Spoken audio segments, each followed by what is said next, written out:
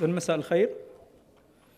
سعداء بلقياكم في هذه الجلسة المرتبطة بالجوانب السلوكية والنفسية المتعلقة بالتجنيد ونبذ التطرف. إذن أدعو للمنصة كل من الدكتور برام سيزو والدكتور جوش مارتن والأستاذ محمد نضر. مرحبا.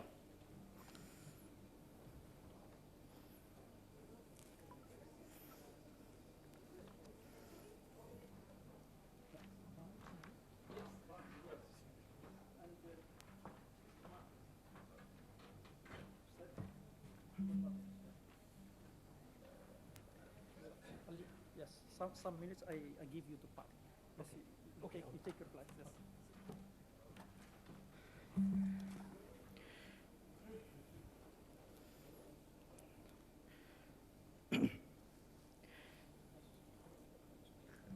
إذن هذه الجلسة تنعقد حول الجوانب النفسية والسلوكية المتعلقة بالتجنيد ونبذ التطرف.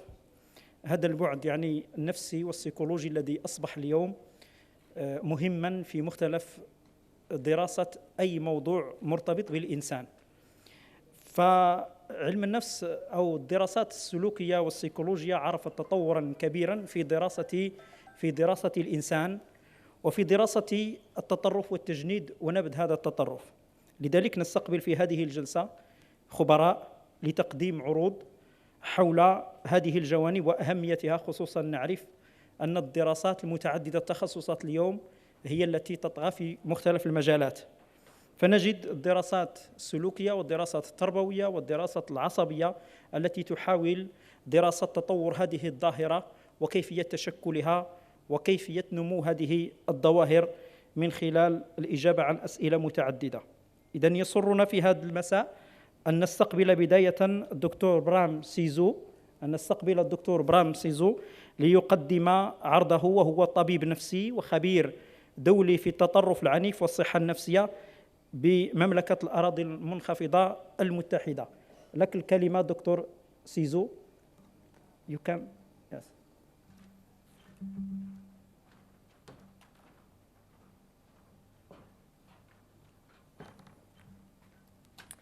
Well, thank you very much for the introduction. I will be speaking in English. My French is not good enough, and my Arabic is only limited to shukran. So I will speak in English. Thank you very much for the invitation, for being here this distinguished international conference this afternoon. It's a great honor to be here, and I bring you greetings from the Netherlands. I will be talking very briefly in 15 minutes, and what I would like to do with you is to go over some of the literature on the aspects of psychology and radicalization, and then we look at some prevalence figures, and after that I would like to mention some challenges, hopefully that will spark some questions for the discussion later on.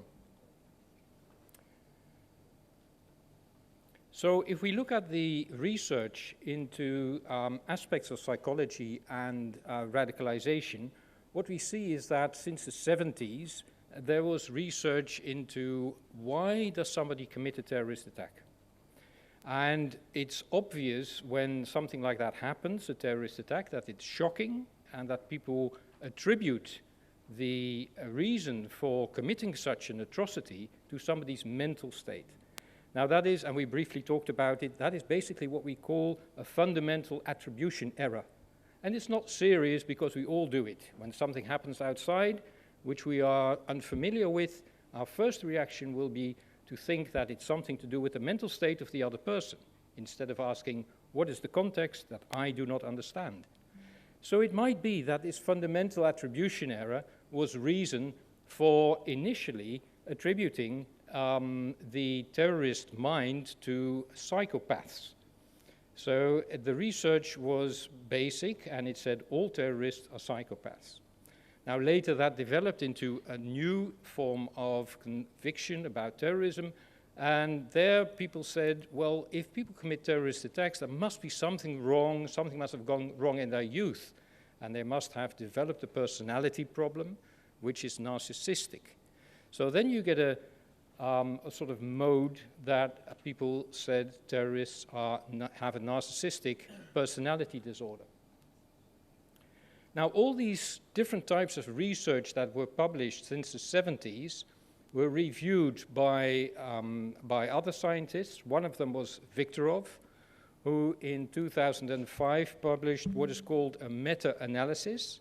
So he combined all the research together and he looked at the methodology. And what he concluded is that none of these surveys, none of these scientific studies could actually prove that there was a relationship between psychology and a terrorist attack. So what he in effect said is there's an absence of proof of a relationship between psychology, psychological problems, mental health problems, and terrorism. Unfortunately, he was misquoted and is still misquoted as saying there's a proof of absence of a relationship between psychology and terrorism. In other words, people say, well, Viktorov proved that terrorists are normal, and he did no such thing. He only said that the research up to then had not been appropriate. Now, since the 2000s, we see that research in the relationship between psychology and terrorism has developed. And it's moved from looking at the root causes to the roots. And in English, that's a sort of a pun, going from roots to roots. And I suppose in French, it would be going from des radins au chemin, aux routes. So from roots to roots. And basically, that is studying the pathways that an individual has covered to come to such an atrocity. And that requires looking at the individual and what choices he or she made at different points in her life. The other important thing that was highlighted since the 2000s was that the so-called risk factors are not very useful in themselves unless they are seen in the context. And one of the risk factors that was predominantly present was the risk factor of mental health problems. So up to a certain stage, it was considered that having a mental health problem would mean a risk factor for committing a crime, for committing a terrorist crime. Now, you can understand that this was misinterpreted by some policymakers as saying, aha, so the next terrorists we should look for in the mental health hospitals, in the psychiatric hospitals, which is not true, because the prevalence of mental health problems among terrorists may be around 30%, but it's much lower among the mental health population, in other words, in psychiatric hospitals.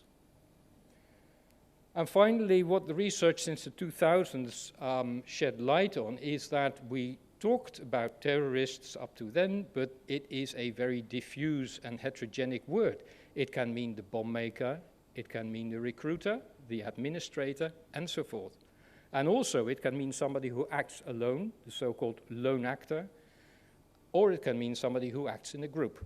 So in other words, terrorism doesn't cover everything, and it may be misleading as a word itself. Now, this graph may be familiar to you. It was published by Emily Corner and Paul Gill of University College London, and they looked at the prevalence of mental health problems according to open sources in different groups of terrorists. So on the right-hand side, you see the red line drop right down, and that signifies that in group terrorists, so in groups of terrorists, the likelihood of somebody having a mental health disorder is very low. And of course there's a reason for that, because if you have a cell, a terrorist cell, you don't want information to leak out. You want secrecy. You want people who are loyal. And people who have mental health problems may not be able to cope with that kind of discipline. On the other side of the graph, you see the red line go up, and that signifies that lone actors and the so-called mass casualty offenders, so those are people who do school shootings and mall shootings, that those lonely people have much more likelihood of suffering from a mental health problem. But again, it doesn't say anything that there is a mental health problem. The question is to what degree and how the mental health problem has contributed in the path leading up to violent extremism. And what I mentioned before is the fact that the prevalence of mental health problems in lone actors is pretty high. It's considered to be in the 30%. That does not mean that the prevalence of potential terrorists in mental health populations, in other words, in psychiatric hospitals, is also high. In fact, it's extremely low. And this is a problem of prevalences, which we call the prevalence bias, the base rate bias. And the consequence of base rate bias, and I would go too far in this 15 minutes, is that predicting the next terrorist act based on risk factors is extremely difficult, if not impossible.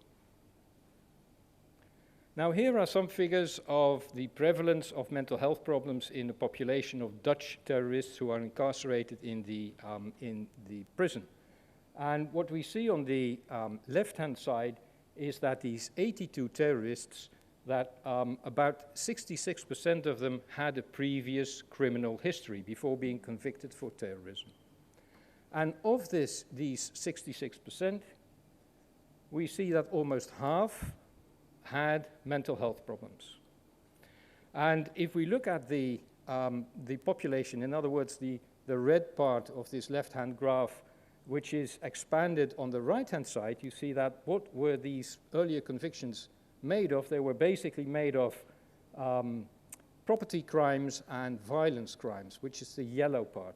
And again, in the yellow part, we see that 32% had psychiatric problems, whereas 40% of the violence population also had psychiatric problems. In other words, it says that roughly a third of the prisoners incarcerated for a terrorist offense in Dutch hospitals had a mental health problem, and many of them had previous convictions. Going on to risk factors, as was mentioned this morning, and has been mentioned several times, where we talked about youth. And the experiences in early youth, in early development, are extremely important to predict, or rather to see whether there is going to be a likelihood of somebody developing into violent extremism. So Simi and colleagues in 2018 published a paper where they looked back at a set of 44 ex-white supremacists, American white supremacists, and they studied what their youth had been like.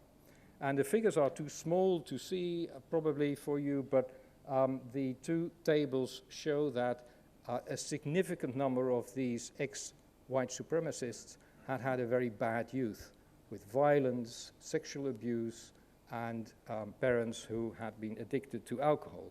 In other words, the early trauma in youth is definitely a risk factor for future violent extremism, but it has to be seen in the context. So, I'm now going to mention four or five challenges that we face in scientific research when looking at the interface between psychological factors and violent extremism. And one of the challenges is adolescence, and seeing adolescence as a vulnerability. Now, one of the reasons why an adolescent, any boy or girl in the age between 12 and 22 is vulnerable for influences has got to do with brain development.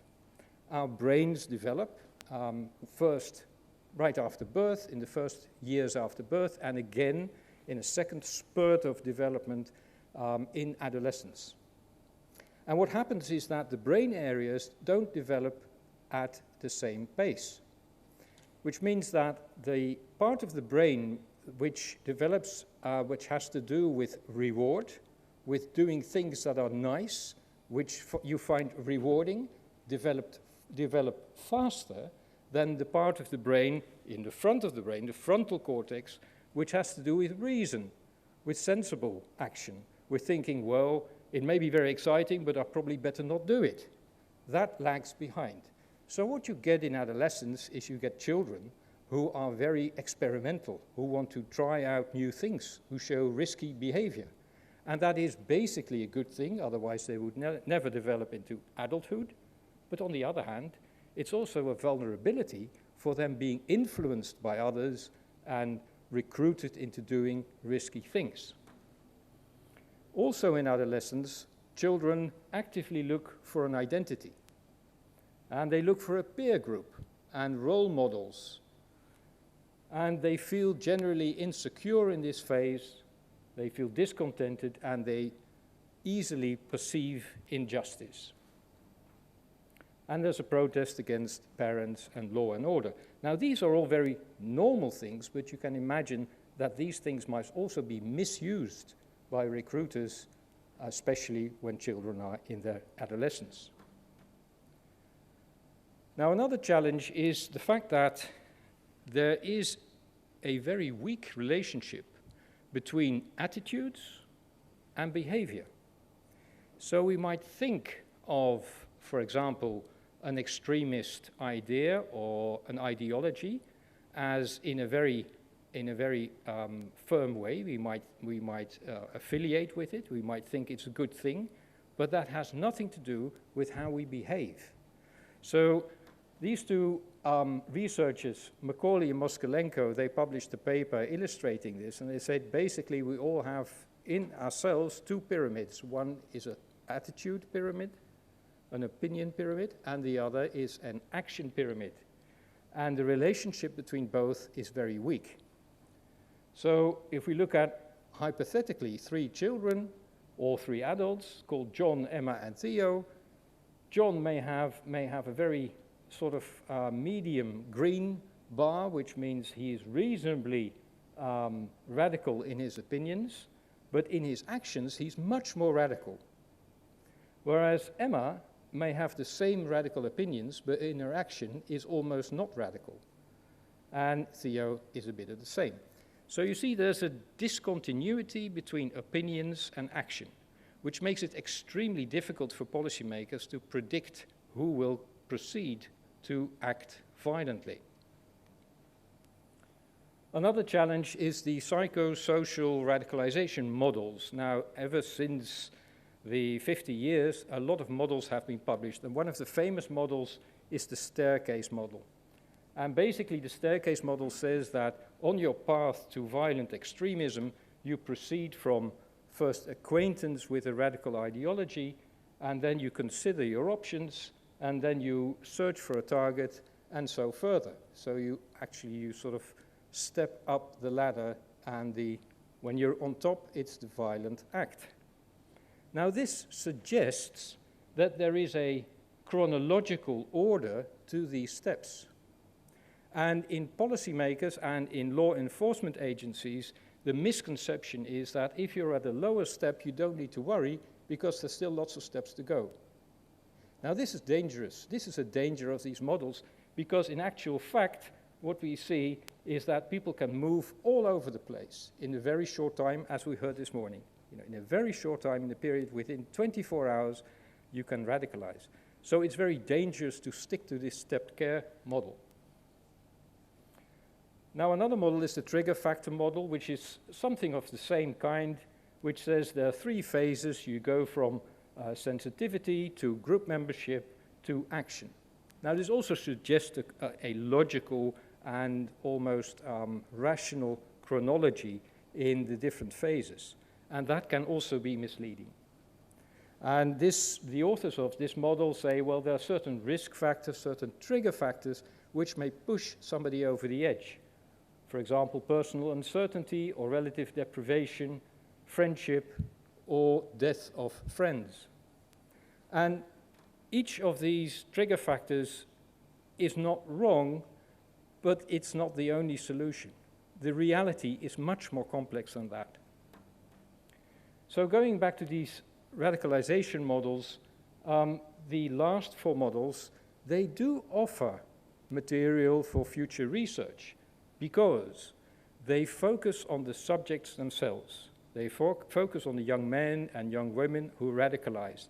And they try to understand what their perception of the world is, how they develop, how they look. In a way, they look through their eyes to the world and try to understand the decisions they make. And they also try to see what the context is and what the influence of the context is on their development. They put an emphasis on interaction patterns, on interpersonal relationship, and on pathway analysis. So I must have gone to the 15 minutes, so conclusions on the psychology of radicalization. And again, this is the tip of the iceberg because there's much more to be told. Research has improved by focus on pathways and phenomenology. And phenomenology means trying to understand what a person, how a person perceives the world. And the main challenges are the low prevalence in terrorism, which makes prediction very difficult, attitudes that do not predict behavior, models that can be misleading, and the intrinsic risk of our young friends who are vulnerable to being deceived into going into radicalization patterns. But there is also promising research that will lead to earlier warning and better interventions. Thank you very much.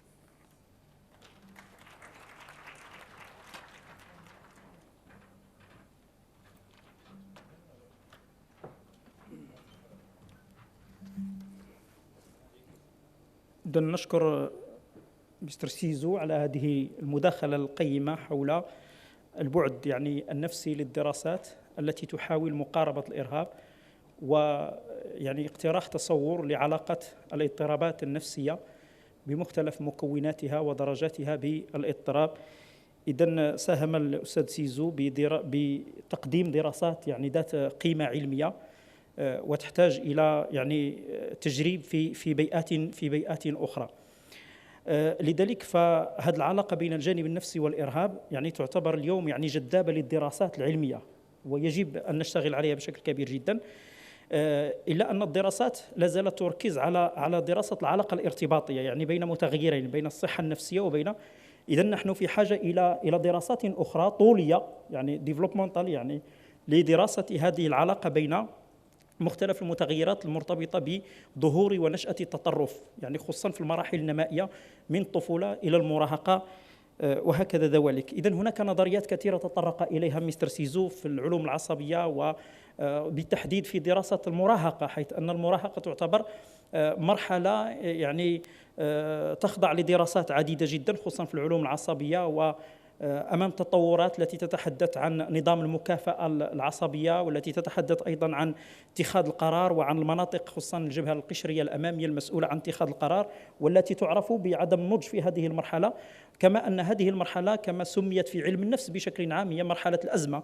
بالتالي فهذه المرحلة يجب أن تنصب عليها دراساتنا الأكاديمية حتى نتمكن فعلا من دراسة هذه العلاقة ما بين مختلف الصعوبات التي يمكن أن ترتبط بهذه المرحلة والتي يمكن أن تكون مدخلا للإرهاب والتطرف. إذن أعطي الكلمة الآن لدكتور مارتن وهو خبير لدى الأمم المتحدة في الإرهاب والتطرف لتقديم كلمته.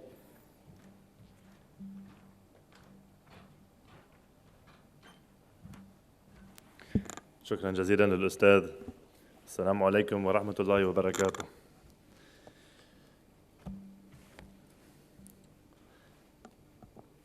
Okay, great. Thank you so much. I'll speak in English. Oops. Okay, great. Hang on a sec. Okay. So I'm actually going to repeat quite a lot of what Professor Cizo has said, but I will say it in slightly different words and with different pictures. So we'll really try to drill it into your brains today.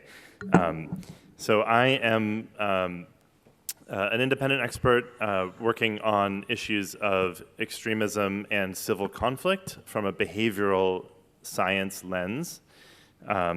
and I'm working with the International Hub for Behavioral Insights. And you heard already this morning from Dr. Anabat Atayeva, who is the head of this hub based in Doha, Qatar.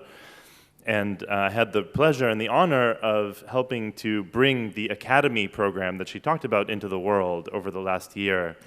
And it's an experience that we hope to repeat during this coming year. But I'll talk a little bit about the theory underlying this particularly novel approach to analyzing extremism.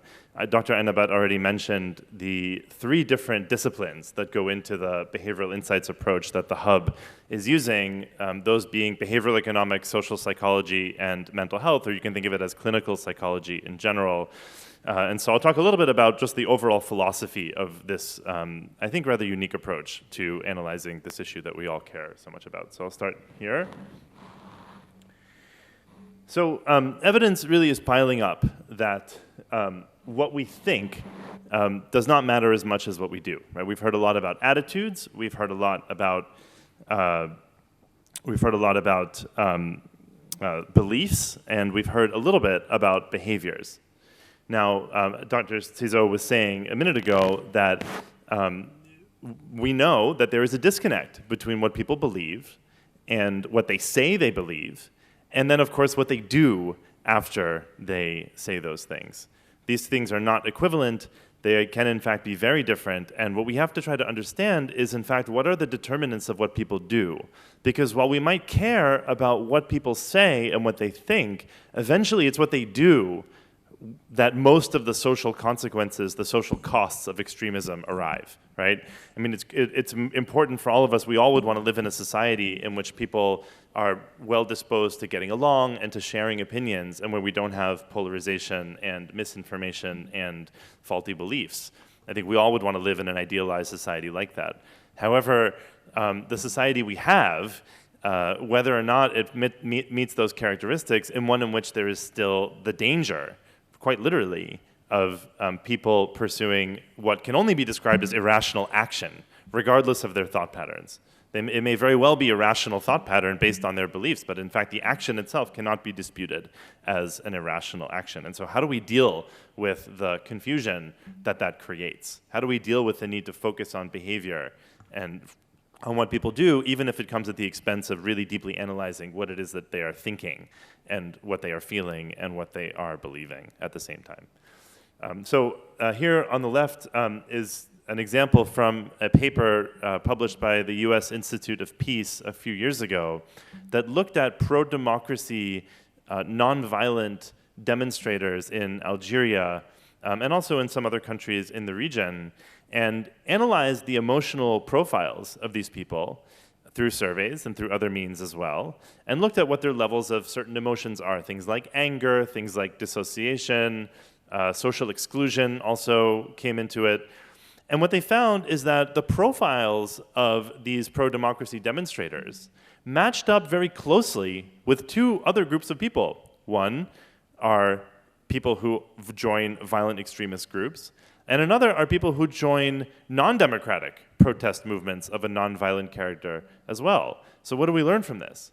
Well, we learn that yes, there is a kind of person who is predisposed to partake in extremist action, but it doesn't matter whether that extremist action is violent or not. It also doesn't even matter whether that action is for democratic or fundamentally anti-democratic means, right? Those people can all have, and in fact do have, the same emotional characteristics or the same sort of personality profiles, if you will, that lead people in that direction. So we can talk about mental health and we can talk about personality characteristics as determinants of extremist violence, but we may be including groups that we don't necessarily want to change their behavior in that calculation as well, right? We may, if we tried to intervene to reduce the levels of anger in the population as a whole, if we had some means of doing that, maybe through social media, maybe through other means, we could also be cutting off the flow of recruits, not just to violent organizations, but also to non-violent organizations. Some level of anger may actually be good in a society. We may want there to be some level of anger. We may want there to be some level of disaffection. The problem is not that. The problem is, how do we stop these people from joining violent groups that are going to then perpetrate acts of violence? So it's the doing rather than the believing, rather than the feeling that really matters. And there's this book that I love also here on the right called The Missing Martyrs, if anyone has read it, which asks the question, not why are there so many terrorists out there, but in fact, why are there so few terrorists out there? If you think about it, there really are not that many, right? And particularly, at least we in the West, have these very mistaken impressions quite often about the Muslim world and Muslim majority countries and how often they produce this, phenomenon that we sometimes call terrorism. But in fact, if you look at the characteristics among populations that the determinants of violent action, they tend to be found more frequently in the Muslim world than in other places. You have high levels, of course, of grievance.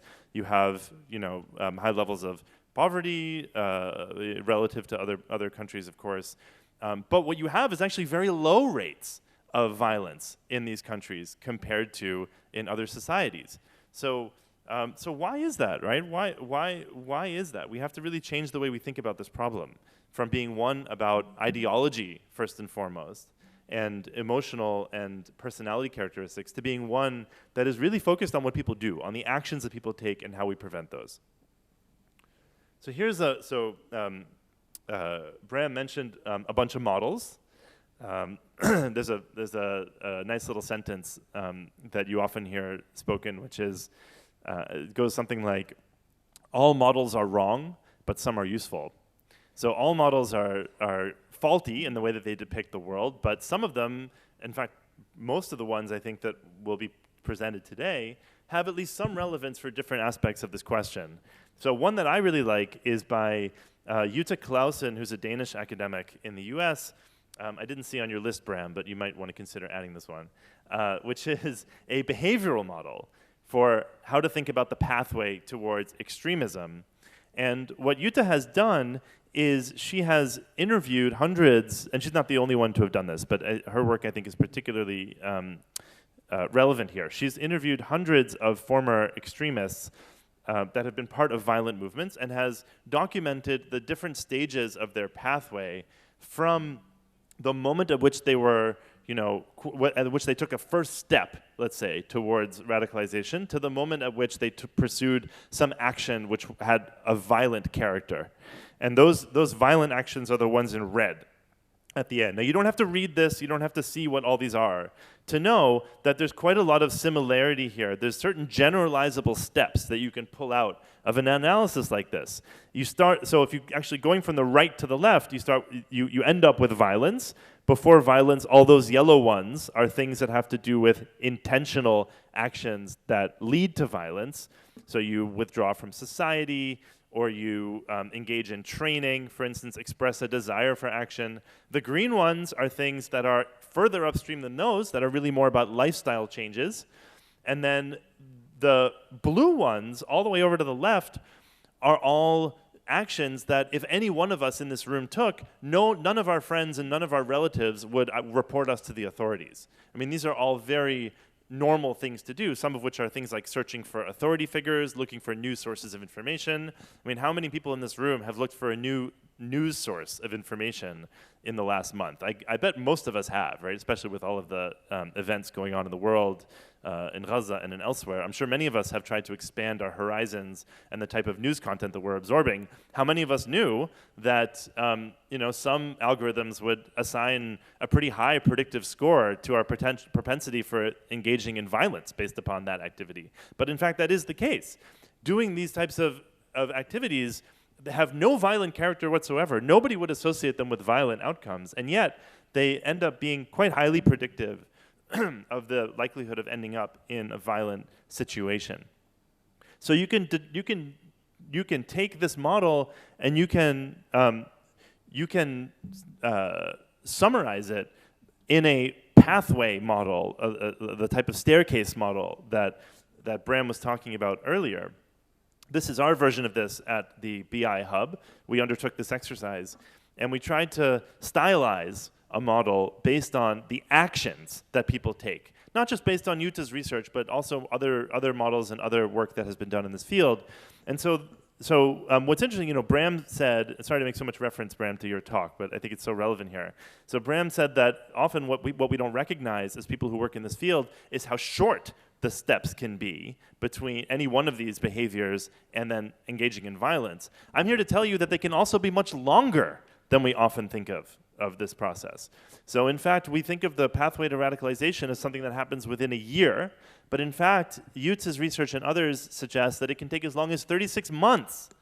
So the part of this process, which is you might consider as the radicalized portion of it, is really only a small minority, and it's really the visible part. If you think about a law enforcement perspective, it's the part that law enforcement would observe and recognize as being dangerous. But there are all kinds of other decisions and actions that happen way before an individual adopts a particular ideology that still are part of the journey that they're taking towards a violent outcome.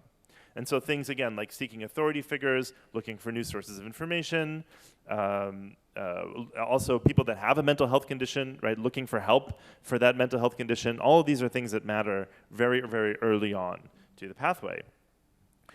And now you can take those things and you can try to find, again, the predictive factors or the factors the contextual factors, the situational factors that may influence people's decisions and actions at those moments that don't have to do with their ideology or their belief system. Forget about that for a second.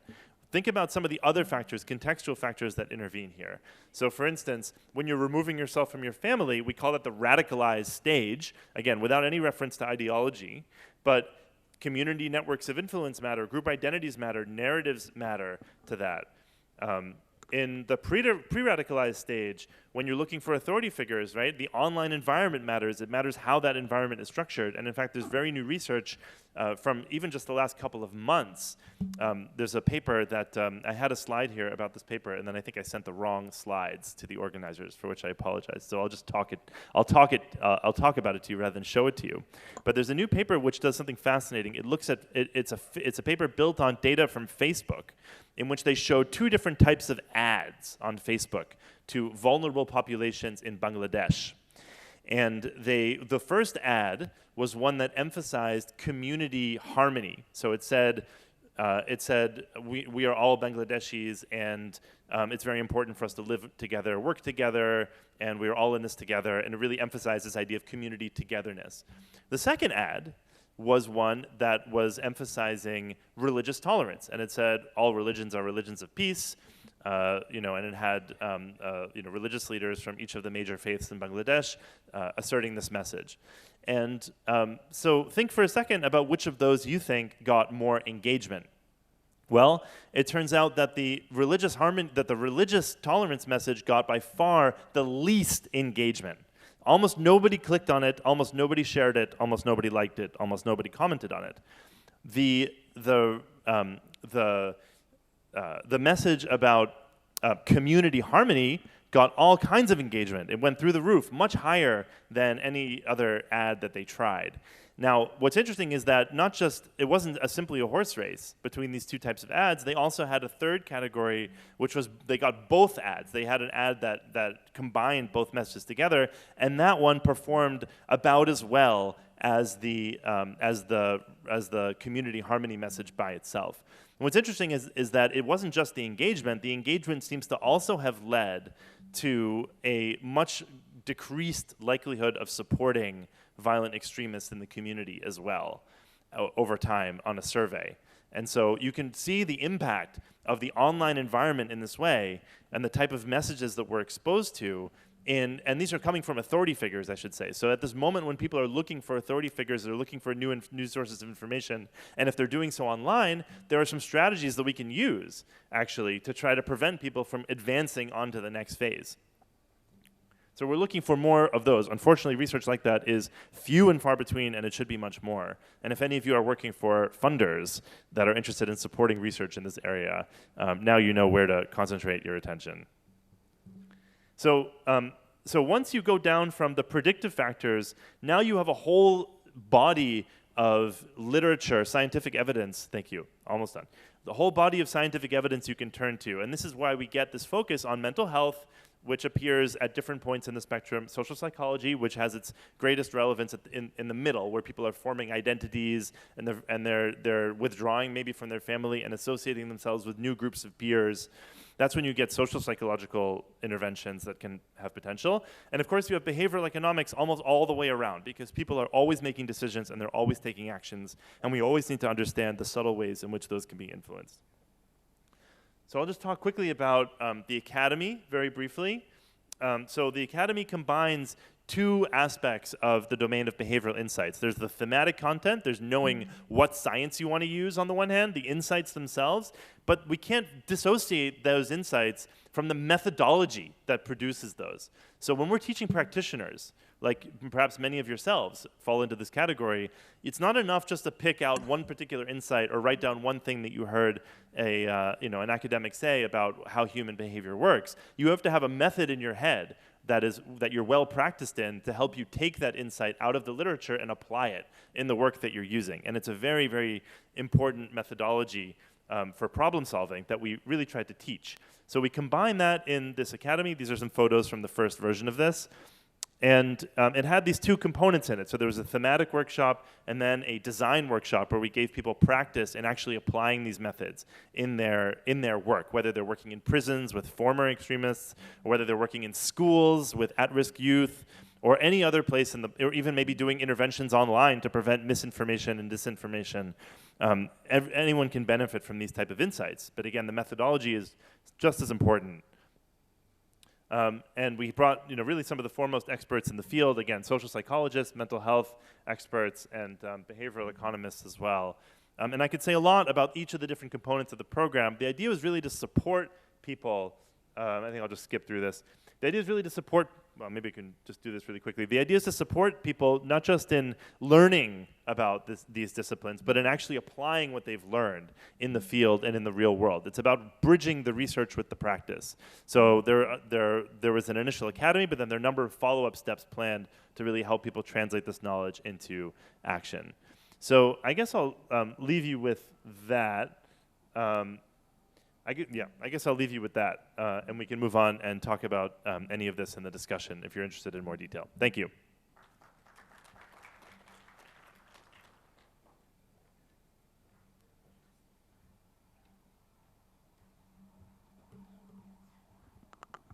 شكرا جزيلا للسيد مارتن على هذه المداخلة القيمة التي حاولت الإحاطة بمجموعة من النقاط الأساسية التي تشير إلى مختلف النظريات في علم النفس التي تدرس الدوافع إلى التطرف والإرهاب.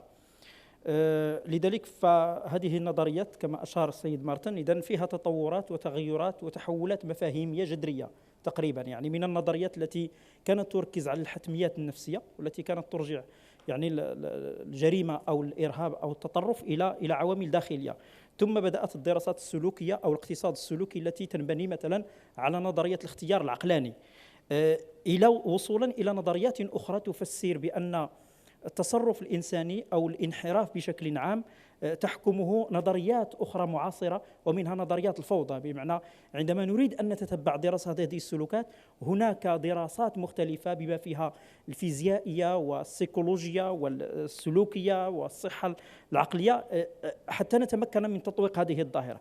وبالتالي فهذا الدراسات بشكل عام في علم النفس وفي السلوكيات تدرس بالتحديد هذا البروفايل، كيف يمكن أن نتفق على بروفايل معين لهذا المتطرف أو هذا الشخص الذي يمكن أن يقوم بأعمال مخالفة للتعاقد الاجتماعي أو مخالفة لما هو متفق عليه. إذن أعطي الكلمة للأستاذ محمد النضر، أستاذ بكلية الحقوق جامعة الحسن الثاني، لتقديم مداخلته. شكرا.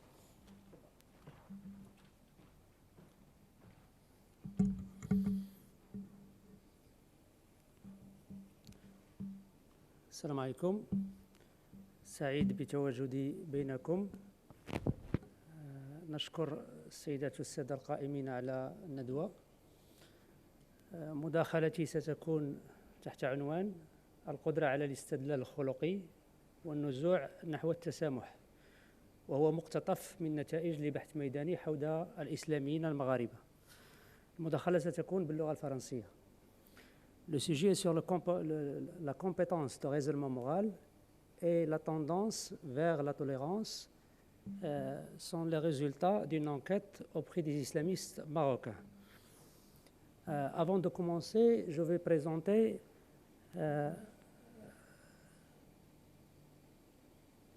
un aperçu sur la théorie sur laquelle on s'est basé pour effectuer l'enquête.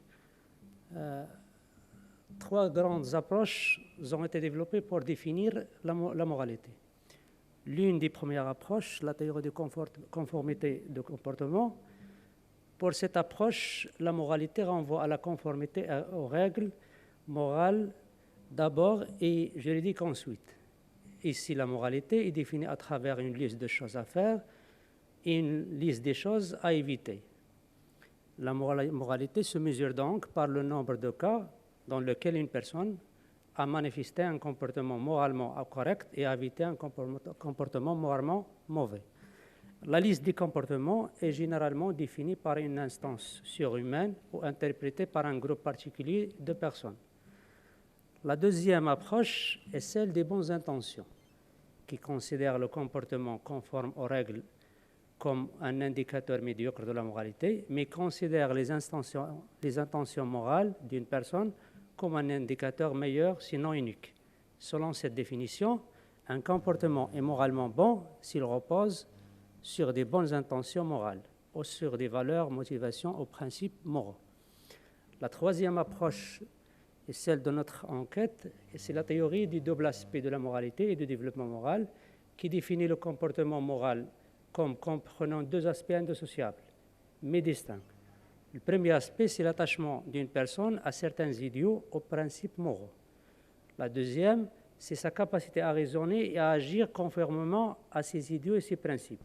C'est Kohlberg qui a tenté d'intégrer diverses tentatives de mesure de la compétence en jugement moral et qui a mis au point un nouveau paradigme promoteur de recherche en psychologie morale. Il a repris la méthode d'évaluation de Piaget. Il a présenté une conceptualisation claire de la relation entre idéaux moraux et comportement moral à travers sa définition de la compétence de jugement moral, qu'il définisse comme la capacité de prendre des décisions et des jugements qui sont moraux, c'est-à-dire fondés sur des principes internes et qui doivent être conformes à ces jugements.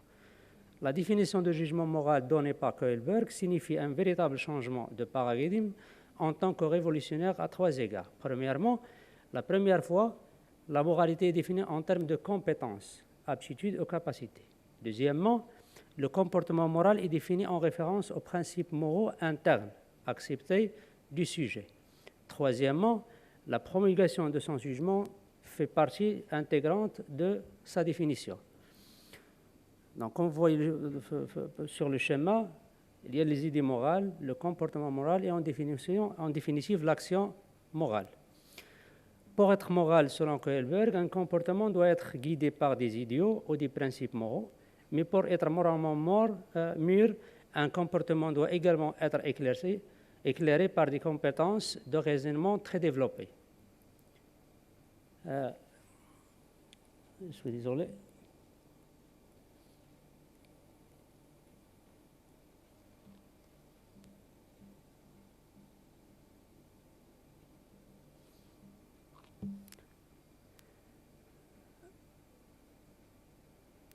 Kohlberg a tenté de comprendre le raisonnement d'un individu mis en œuvre pour résoudre un dilemme éthique. Sa théorie du développement moral cognitif s'inscrit dans le prolongement de la théorie du développement moral de Piaget, qu'il a enrichi en identifiant plusieurs stades de développement moral. Pour lui, le développement moral se déroule en trois grandes étapes successives, divisées chacune en deux ces étapes, conduisant à l'autonomie morale. La première étape, c'est le stade préconventionnel. À ce stade, le sujet dispose de la capacité de distinguer le bien et le mal, et le vrai et le faux. Ce stade est composé de deux étapes. La première étape, c'est la moralité orientée vers la punition et l'obéissance. La deuxième étape, c'est la moralité instrumentale relativiste. Le deuxième stade, c'est le stade conventionnel. À ce stade, l'individu fait de son mieux pour se conformer aux règles sociales et aux attentes de sa famille, de son groupe de travail ou de son pays. Dans ce stade, il y a deux sous-stades, la moralité orientée vers la concordance interpersonnelle et la moralité orientée vers la loi et l'ordre. Le troisième stade est le stade post-conventionnel. C'est un stade de l'autonomie morale et des principes éthiques universels. Ce stade se déroule en deux étapes, la moralité légaliste orientée vers le contrat social et la morale orientée vers les principes éthiques universels. Kohlberg a défini la compétence de jugement moral comme étant la capacité de prendre des décisions, de formuler des jugements moraux et d'agir en conformité avec ces jugements. George Lind s'est servi de cette théorie comme cadre de référence pour élaborer un instrument de mesure de la compétence de jugement moral connu sous le nom de Moral Judgment Test. Cet instrument est destiné à mesurer simultanément les attitudes morales et la compétence de raisonnement moral chez un individu confronté à des situations complexes. Cet instrument, dit George Lind, devrait être en mesure d'évaluer la capacité des individus de juger les arguments pour et contre avancés au sujet d'une question éthique controversée sur la base des principes moraux qui leur sont propres, c'est-à-dire indépendamment de leur opinion sur la question débattue. En plus, il doit permettre de mesurer les attitudes des participants à l'expérience vis-à-vis de ces stades de raisonnement moral de Kohlberg. Dans une telle expérience, les individus sont confrontés à des dilemmes moraux face auxquels une décision ne peut être prise qu'au prix de la transgression d'une règle morale essentielle. Le test de jugement moral fournit deux scores, un pour l'aspect affectif du jugement moral et l'autre pour son aspect cognitif. Ce dernier est appelé C-score, cognitive score, qui permet d'évaluer la compétence de jugement moral définie comme étant la capacité d'un individu d'accepter ou de rejeter de façon consistante les arguments avancés à propos d'une question morale selon leur qualité morale, même s'ils contredisent son point de vue personnel sur cette question. Le C-score permet donc de savoir dans quelle mesure un individu est capable de contrôler son affectivité lorsqu'il est confronté à des situations morales complexes et d'accepter les arguments qui s'opposent à son opinion. Ainsi, si l'individu prend sa décision morale en fonction des principes moraux qu'il adopte, la valeur de ce score sera élevée, ce qui indique l'existence d'une compétence morale. Mais si les arguments sont rejetés parce qu'ils ne sont pas conformes à son opinion personnelle, on dira alors que la compétence qu'il est inexistante. L'enquête a été effectuée auprès d'un échantillon de près de 305 islamistes marocains par le moyen d'un questionnaire.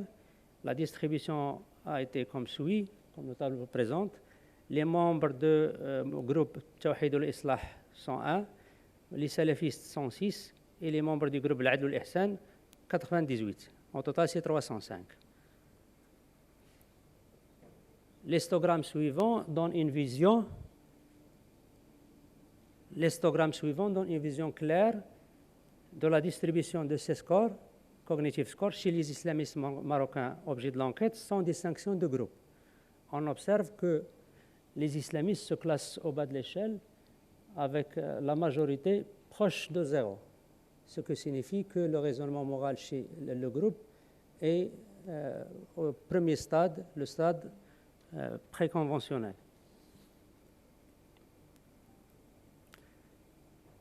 La distribution de la moyenne de l'échelle de raisonnement moral, elle a eu 6,85. En la comparant avec les valeurs moyennes de ces scores dans différentes cultures, par exemple, une étude a été effectuée par un professeur Arbala à Meknès sur les étudiants de la faculté de Meknès. Sur 215 personnes, le C-score était 10,38. Aux États-Unis, c'est 16,8. Au Mexique, 15,88. Au Brésil, 20. Et en allemand, 37,8. Donc le C-score chez les islamistes marocains, elle est très, très bas, la moyenne de ces scores.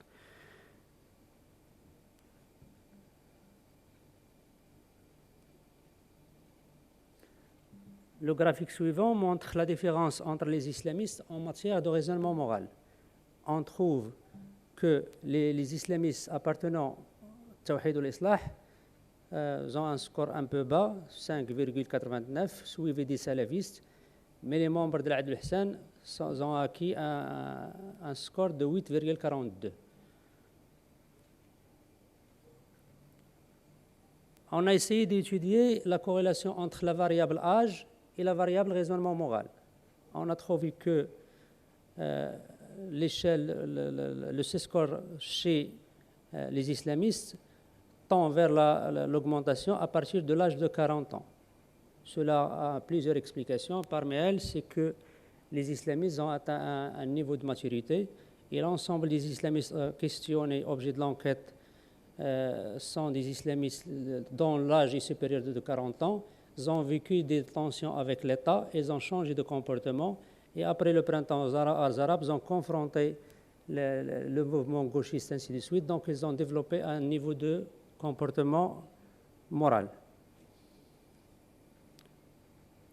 Pour la relation, l'effet de l'âge sur le raisonnement moral par groupe d'islamistes, le graphique suivant montre que les membres du mouvement justice et spiritualité, l'Adl al-Ihsan, surtout ceux dont l'âge est supérieur à 4 ans, ont vécu des tensions comme j'ai expliqué.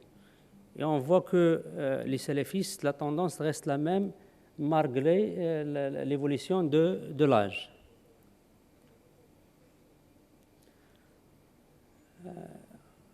Lorsqu'on a essayé d'expliquer les résultats, on a eu recours à l'effet de la religiosité comme variable, surtout la religiosité consolatrice, sur le raisonnement moral chez les islamistes marocains. Et on a constaté que à chaque augmentation de la religion consolatrice, surtout chez les adeptes de l'Adl al-Ihsan et du Tawhid al-Islah, le raisonnement moral tend vers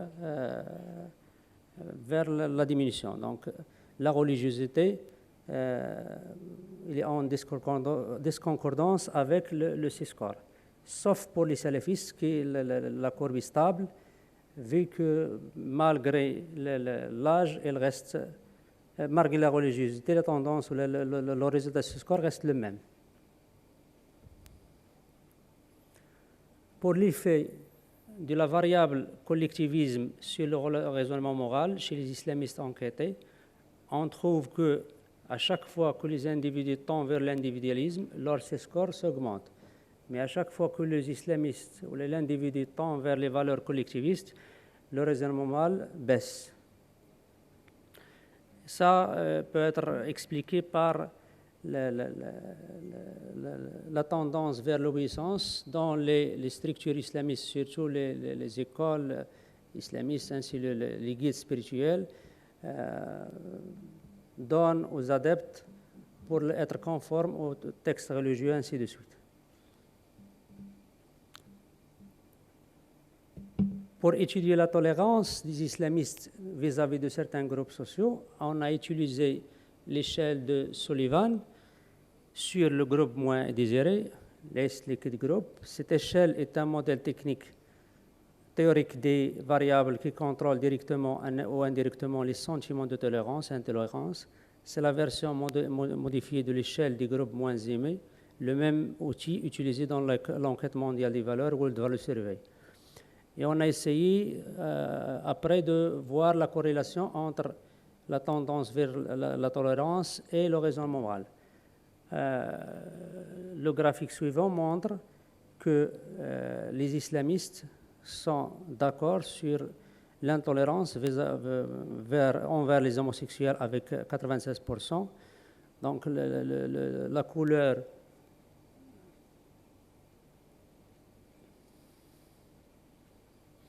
couleur verte, ça veut dire qu'il y a intolérance vis-à-vis des groupes.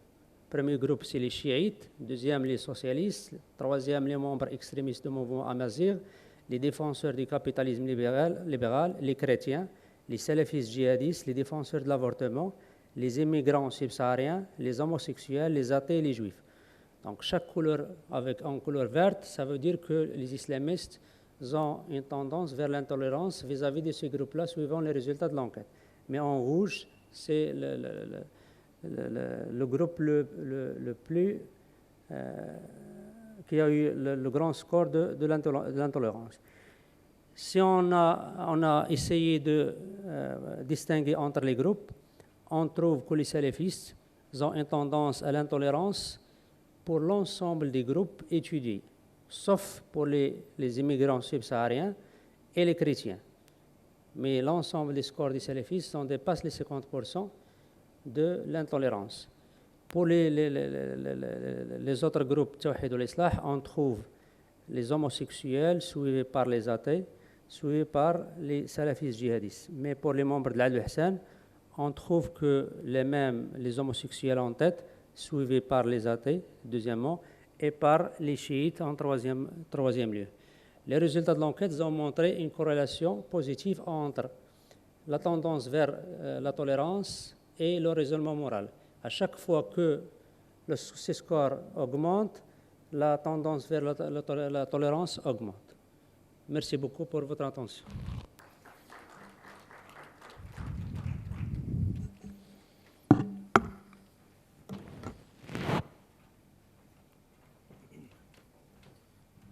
شكرا للأستاذ الفاضل محمد الناظر على هذه المداخلة التي درس من خلالها النمو الأخلاقي لدى عينة من المغاربة وخصوصا بعض الجامعات الإسلامية بالمغرب. يعني حاول من خلال هذه الدراسة يعني تأطيرها نظريا في مجموعة من نظريات في علم النفس، وخصوصا نظريات أو سيكولوجيا الحكم الأخلاقي التي تدرس مجموعة من المفاهيم التي تتقاطع دائما، منها أخذ القرار، منها الحكم أو التفاعل أو ما إلى ذلك. إذن كانت يعني هذه الدراسة التي أشارت إلى مجموعة من المتغيرات الأساسية والمهمة التي يتضح من خلالها يعني هذا البعد المرتبط بالبعد أو الجانب الأخلاقي والتصرف لدى الجماعات، يعني كيفما كانت توجهاتها وحتى لدى عامة المواطنين. إذن كانت جلسة حقيقة يعني تدرس أو تهتم بهذا الجانب المرتبط بالجانب النفسي في مختلف يعني التصورات النظرية، سواء في علم النفس السلوكي أو علم الأعصاب أو علم النفس المعرفي أو علم نفس اتخاذ القرار.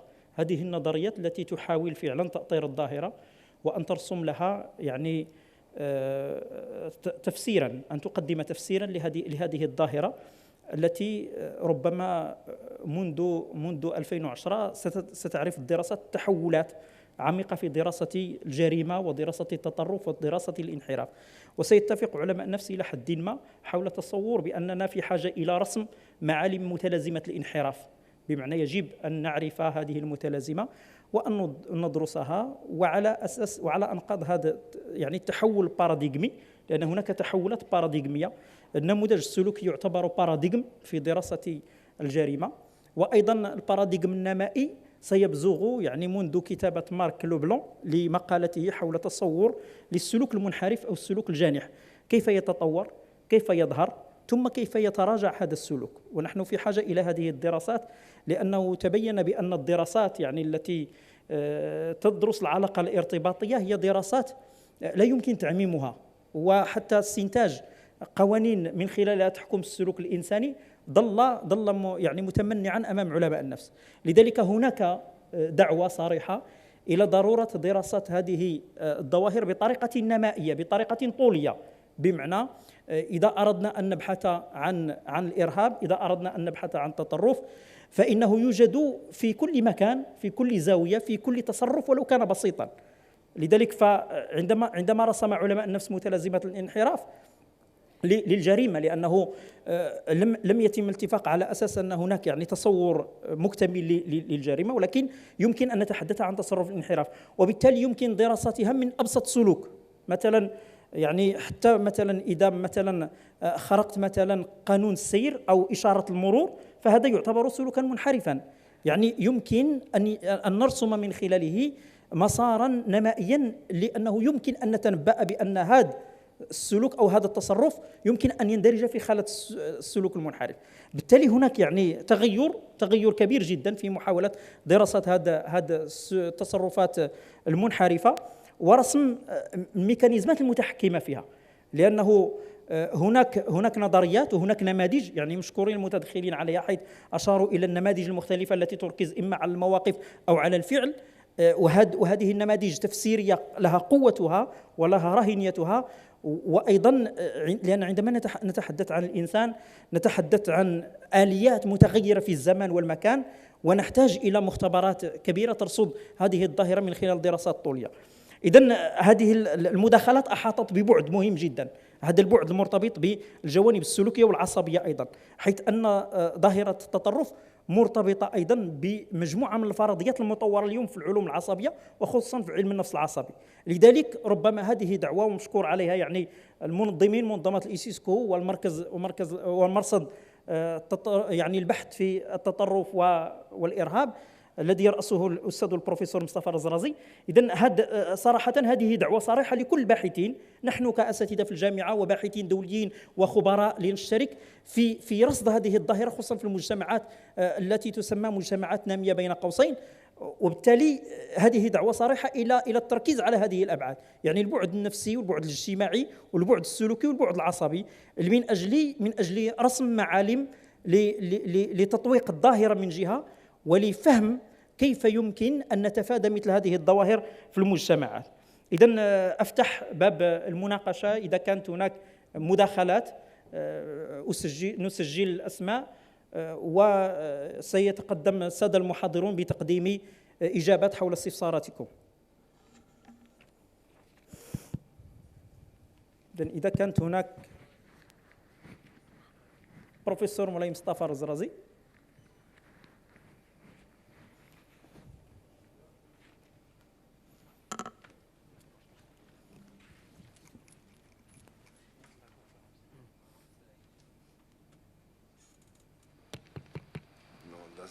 أوكي. أشكرك. فقط أريد أن يعني أولا المداخلات كانت رائعة. الدكتور برام جاب بنا يعني من خلال تجربته الطويلة، له أيضا أبحاث أخرى حول بعض الحالات الخاصة الصحية والمرضية. طبعا التجربة أيضا التي شارك معنا الأستاذ من الدوحة كانت جد مهمة، لأن هذا المشروع يعتبر رائد.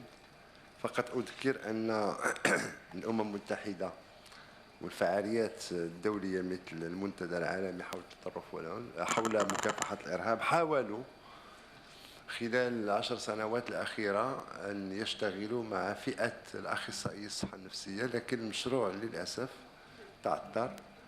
والذين يزورون المنتدى سيجدون بأن جميع القطاعات قد حظيت بما يسمى ميموراندم، مذكرات للمدرسين، للعلماء، لرجال الدين، للأشغال المتعلقة بتدبير السجون، باستثناء الصحة النفسية.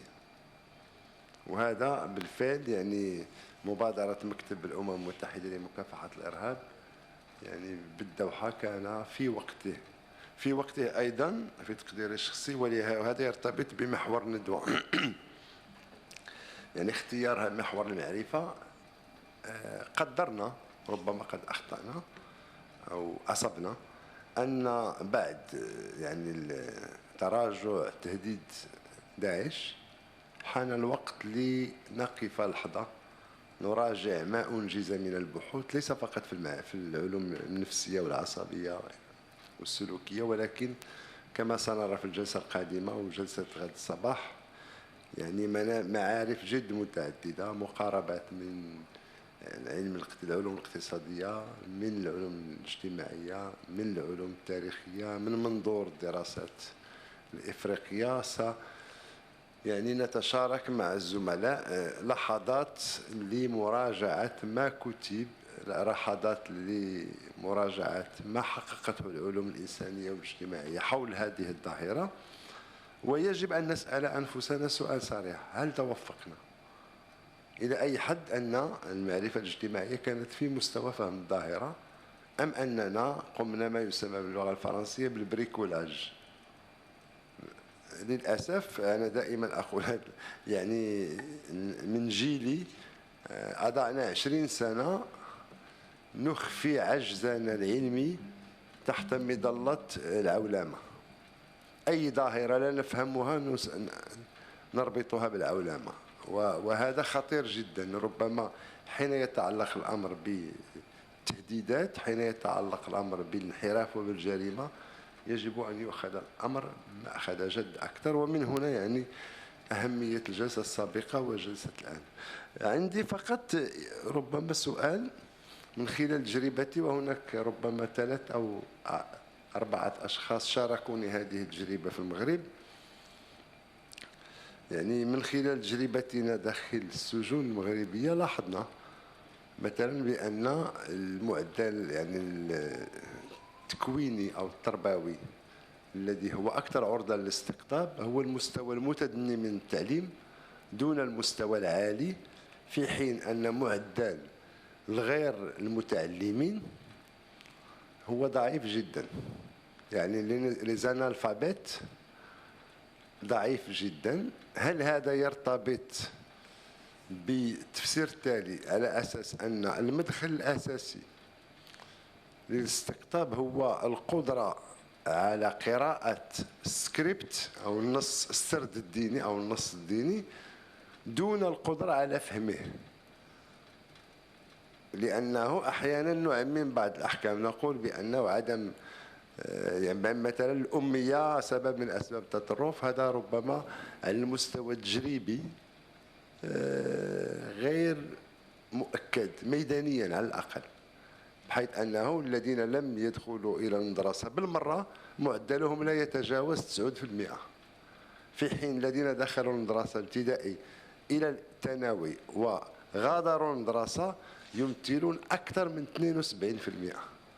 ففقط الجانب المعرفي يا ريت أن ولو أنه سؤال ما يعني لا يصب مباشرة في العلوم النفسية والسلوكية، لكن ربما الإخوة عندهم بعض الإجابات حول هذا الموضوع. وشكرا. نعم، شكرا لك مولاي مصطفى رزرازي. إذن هل هناك من تدخل آخر؟ إذن سنتفق على جمع تدخلات كلها ثم نعطي الكلمة في الأخير للسادة المحاضرون لكي يقدموا يعني تفاعلهم حول ما جاء. نعم تفضل. السلام عليكم ورحمة الله وبركاته. بداية أشكر المنظمين على هذه الندوة وأشكر المحاضرين كذلك. أنا لدي تساؤل وسؤال. أولا بما يتعلق بالتساؤل، هل التطرف سلوك نابع من الداخل أي من ذات الفرد، أم هو انعكاس وردة فعل تجاه المجتمع؟ فإذا كان السؤال الأول أنه سلوك ذاتي فيمكن معالجته بالعلاج النفسي أو المعالجة النفسية والتهيئة النفسية للفرد. أما إذا كان السبب هو الآخر وهو أنه رد فعل وانعكاس من المجتمع، فإننا أمام حل آخر وهو معالجة المجتمع، ولا تتم هذه المعالجة إلا بالمعرفة الكافية، يعني توعية المجتمع بالتطرف وتجنب القيام بأي فعل يجعل الأفراد يصدرون التطرف، وذلك باحترام حقوق الأفراد. أما السؤال الذي أريد أن أطرحه هو ما الدور الذي تقوم به الجامعات أو المراكز البحثية في مواجهة التطرف؟ هل هنالك مجالات لدراسة تكوينات مختصة في هذا الجانب أو عمل دورات تكوينية؟ وشكرا جزيلا. نعم شكرا لك. إذن هل هناك من تدخل آخر؟ نعم أستاذة تفضلي.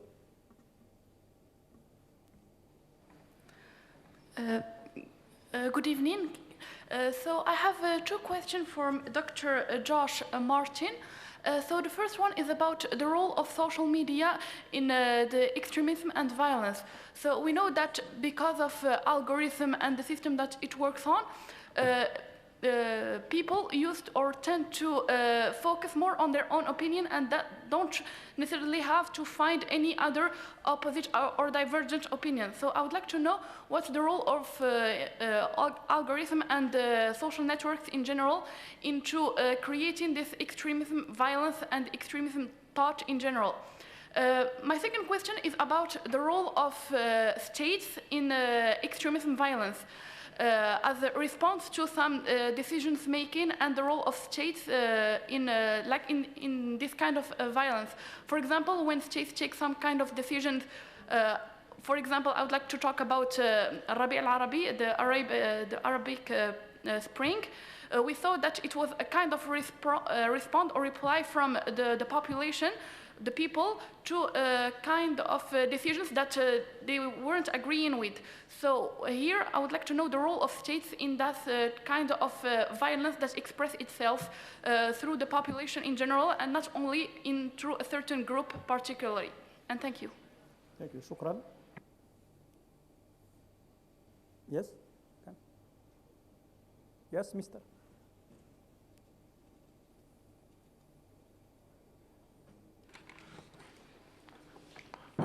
Merci beaucoup. Bonjour tout le monde. J'aimerais poser ma question en français. Alors, j'ai une question courte et précise. Quel doit être le rôle des psychologues et des psychiatres dans les centres de déradicalisation? Merci beaucoup. Merci. تفضل. السلام عليكم.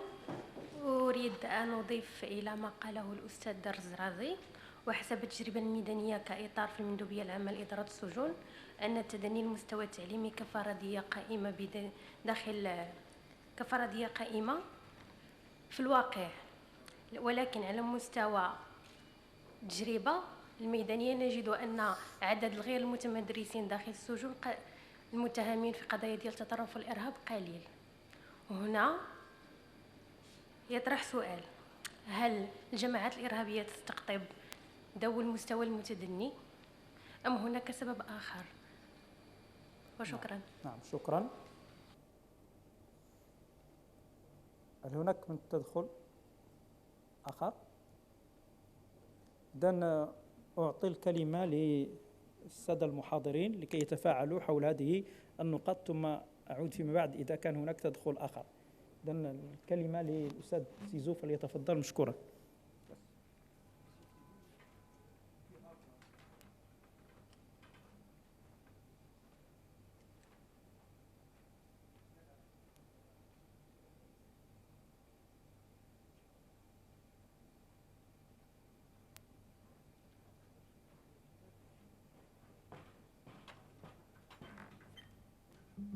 Yes, well, thank you very much. I think they're all excellent questions, and it emphasizes the importance of the subject.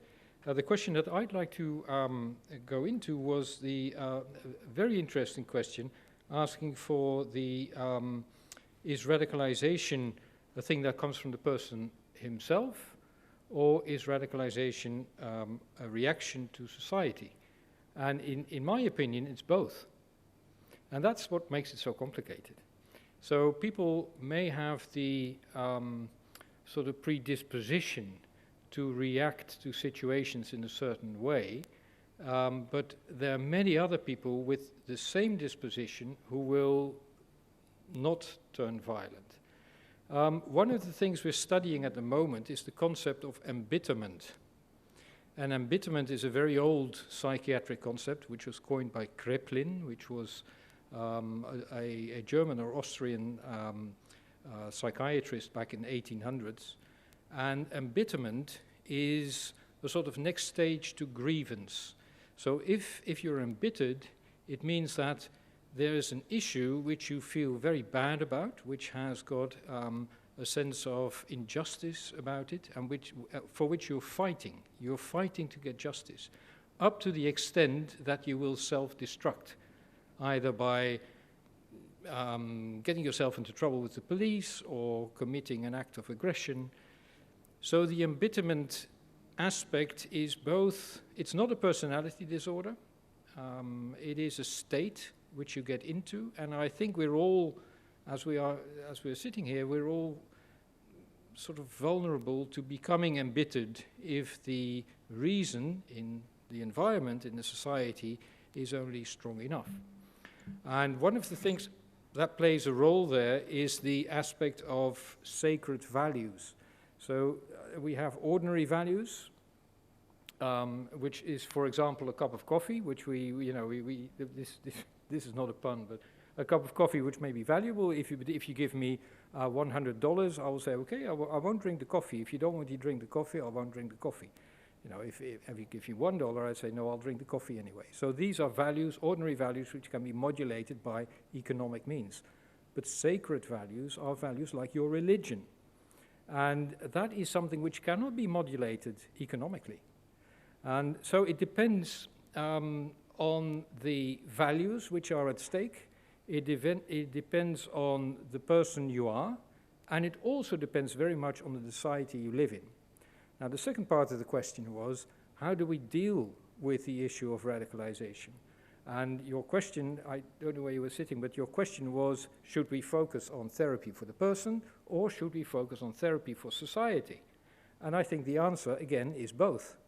We should focus on the person to increase resilience and to see if we can modulate convictions by offering a sensible alternative to violence, but we should also treat society by looking after our social fabric and making sure that children who become embittered are looked after and that the embitterment doesn't lead up to further violence. So I think that was an excellent question, and I hope I've answered it appropriately. I think I'll now give the floor to Josh for the question that was specifically asked to him.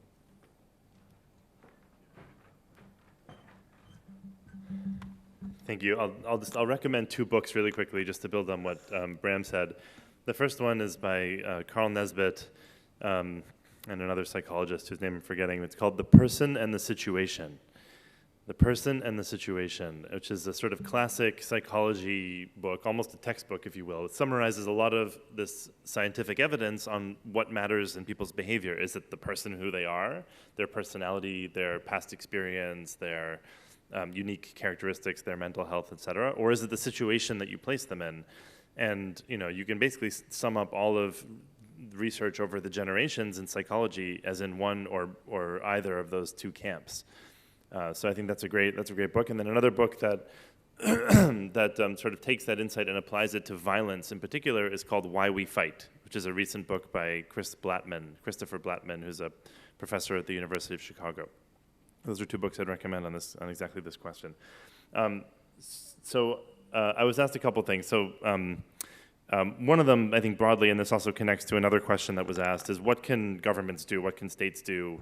What are the interventions that can be done? If it's not mental health, if it's not counseling, if it's not very deep de-radicalization, what is it that governments can do?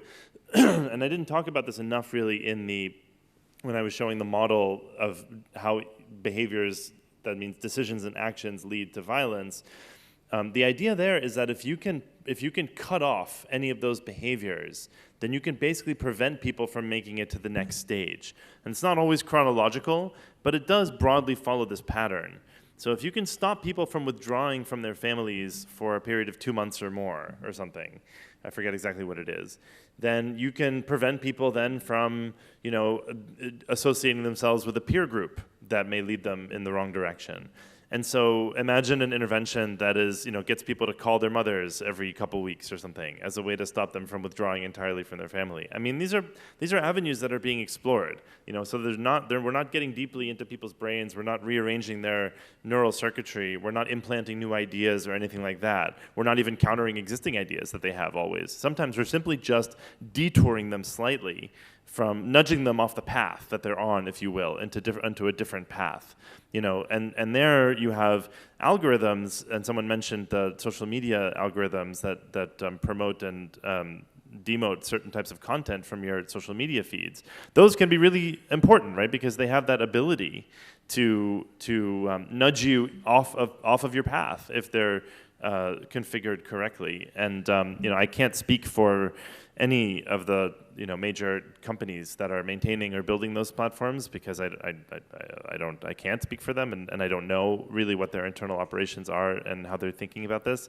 But I have seen presentations done, public presentations done, for instance, by Facebook, in which they've taken this issue very, very seriously, and they are trying, I think, to develop interventions that can be targeted specifically at people that seem to be on the wrong path behaviorally. So not just from their attitudes or from an analysis of the types of content that they post, but people that are taking actions that are that would seem to lead them down the wrong path. And governments can help to reinforce that. I think there's the new movement to regulate this type of media has the potential to go in this direction as well. The new rules that are being written in Europe and in the United States, for instance, there is components to this legislation that has to do with preventing extremism. I think they could do more to take into account what we know about these, some of the new behavioral research on this front. But of course, people are taking this seriously, and there's much more that they can do in that regard. So again, the broad issue, and someone mentioned this also in their question, is about targeting. So we can, if we know who is at risk, then we can do something to stop it before it gets too late. And by too late, I don't necessarily mean too late to stop. I just mean too costly to be efficient. You know, we're trying to prevent people from doing really, really bad things, right? So there's a certain cost that their bad action involves, but sometimes the cost of stopping people, you know, at a societal level is like, you know, the cost of that effort from a law enforcement standpoint, from an interdiction standpoint, from a foreign policy standpoint, and also from an ethical standpoint, when we talk about surveillance, can far exceed even the direct costs of the violent action itself. So one question to ask is, what can we do further up the pipeline when we can cut off effectively the procedure that people are following, the process people are following, in order to make this a much more cost-effective proposition? How do we start extremism before people even know that they're extreme in a way? And I think that is really where a lot of the interesting stuff is going to be in the next few years. Thank you. Thank you. Thank you. Thank you, Monsieur. شكرا لك. إذن سأعطيك في دقيقة أستاذ لو سمحت، لأن الوقت يعني يزحمنا وسنرفع الجلسة للجلسة الموالية، لذلك أعطيك رد في دقيقة لو سمحت. شكرا. في سؤال الدكتور الزرازي حول علاقة التمدرس بالتوجه نحو التطرف حسب الأبحاث الميدانية، حسب بحثين ميدانيين قمنا بهما نفس النتائج. التفسير الذي استقيناه هو أن الذي لم يتمدرس هو الأمي، المرجع الديني هو المرجع الرسمي، لكن من تمدرس وأصبحت له الإمكانية القراءة والكتابة يعتمد على الفهم الشخصي للدين بقراءة الكتب بطريقة شخصية أو بطريقة شيوخ تختارهم هم. يعني القدرة على فك الشفرة، فك الحروف، تعطيه إمكانية أنه قد يقرأ لوحده ويفهم له، وهنا مكمن الخطر. أما الذي لم يتمدرس فالمرجع هو الإمام المسجد والفقيه إلى غير ذلك، الدين دين الدولة. السؤال الثاني حول دور الجامعة، هناك أبحاث، رسائل ماستر وأطروحات حول الدكتوراه، لكن المشكل كما مشكل البحث العلمي في المغرب هو مشكل التمويل ومشكل البحث الميداني، لأن الوصول إلى الحاضنة البيئية للتطرف وللمتطرفين هذا الميدان تديره غالبا الجهات أمنية. يعني حتى محاولة الوصول العائلات المتطرفين والتوجه للتطرف له صعوبة كبيرة في الميدان، إضافة إلى الشق المالي. شكرا. شكرا لك أستاذ. وفي تفاعل بسيط جدا مع مسألة دور الجامعة، بحكم أنني يعني أنتمي إلى الجامعة المغربية، فربما يعني الجيل الجديد من مجموعة من المبادرات، ومن بينها المبادرات مع الأستاذ مصطفى الرزرازي ومجموعة من الأستاذ خالد منى ومجموعة شبابية حقيقة تشتغل بجد، أننا تبنينا بشكل رسمي الممارسات المبنية على الأدلة العلمية والممارسات الفضلى في الجامعة وفي عمل مع المراكز، وبالتالي ربما مستقبلا يعني ستنم عن دراسة حقيقية لهذه الظواهر. إذن باسمكم وباسم الحضور والجهات المنظمة أشكر المحاضرين وأرفع هذه الجلسة للجلسة الموالية، وشكرا لكم.